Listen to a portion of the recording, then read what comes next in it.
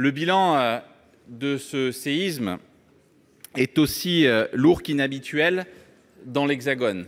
En effet, environ 300 bâtiments endommagés, une trentaine détruits, des établissements scolaires fermés et certains de nos concitoyens qui sont encore aujourd'hui hébergés dans l'urgence dans certains gymnases de la commune. En attendant le processus d'expertise et d'indemnisation des assurances, quels sont les moyens financiers d'urgence que l'État entend mettre en œuvre pour venir en aide aux populations touchées? Je vous remercie. Ce que j'ai constaté, en particulier dans le hameau de la Rouvière comme dans la commune du Teil, était bien au-delà des premières indications qui étaient remontées en matière de dégâts sur les logements. Au moment où je vous parle, je pense que le chiffre de 800 maisons directement impactées, concernées, qui font l'objet de fissures plus ou moins importantes sur la seule commune du Teil est la réalité que nous sommes en train de constater.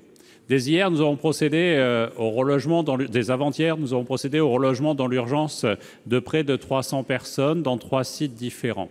Depuis hier, nous travaillons à ce que ce relogement soit à la fois réduit dans le volume des personnes qui doivent être relogées par une inspection minutieuse par les services de pompiers qui ont été renforcés depuis ce matin par 8 équipes de la Direction générale de la gestion des crises et des catastrophes naturelles du ministère de l'Intérieur pour qu'elles puissent réhabiter les logements après la levée des doutes. Et pour les autres, nous sommes en train de faire en sorte qu'elles puissent dès ce soir dormir dans des conditions plus satisfaisantes que celles qui ont été proposées, malgré l'accueil de qualité de très nombreux bénévoles que je veux saluer, dans des gymnases de la commune du Teil.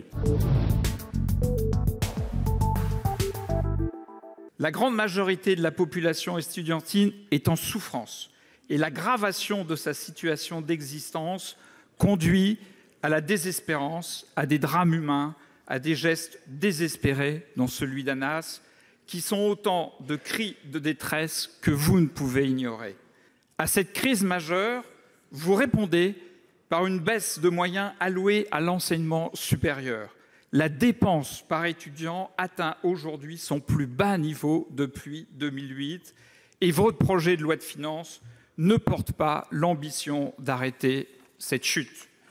À la jeunesse qui souhaite s'investir dans la connaissance, la culture et les œuvres de la pensée, vous renvoyez le message détestable qu'elle ne serait qu'une charge, qu'un fardeau improductif qu'il faudrait continuellement alléger. Nous avons ainsi supprimé la cotisation sécurité sociale qui était payée par les étudiants à chaque rentrée. Ces 217 € qui étaient payés par les étudiants auparavant à la rentrée, cette cotisation a été supprimée. Nous avons annoncé il y a 2 mois maintenant une augmentation des bourses de 46 millions d'euros. Des bourses qui sont désormais payées à date, le 5 du mois, et qui sont même payées par anticipation en début d'année pour les étudiants qui auraient constitué leur dossier. Ces progrès, on ne peut pas les nier. Ils sont là, ils sont concrets, ils sont tangibles. Évidemment qu'il reste des situations difficiles.